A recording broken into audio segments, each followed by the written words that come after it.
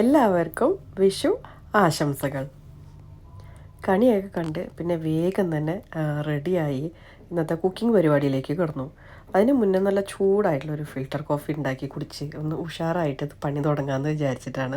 സാധാരണ വിഷുവിനും ഓണത്തിലൊക്കെ ഞങ്ങൾ പുറത്ത് പോയിട്ട് സദ്യ കഴിക്കാറാണ് പതിവ്. ഇപ്രാവശ്യം പിന്നെ വീക്ക് ഡേ ആണ്, ഓൺലൈൻ ക്ലാസ്സൊക്കെ ഉള്ള കാരണം വീട്ടിൽ തന്നെ നമുക്ക് അടിപൊളിയായിട്ടുള്ള സദ്യ റെഡിയാക്കാൻ വിചാരിച്ച് വേഗം തന്നെ ആ പരിപാടിയിലേക്ക് കിടന്നു.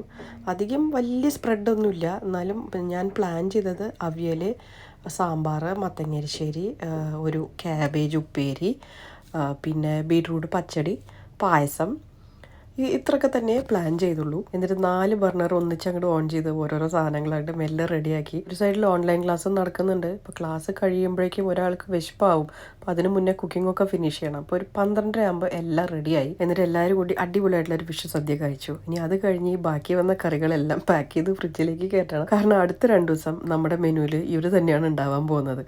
അപ്പോൾ നിങ്ങളുടെ വിഷുവും എങ്ങനെ ഉണ്ടായിരുന്നു എന്ന് പറയാൻ മറക്കരുത്.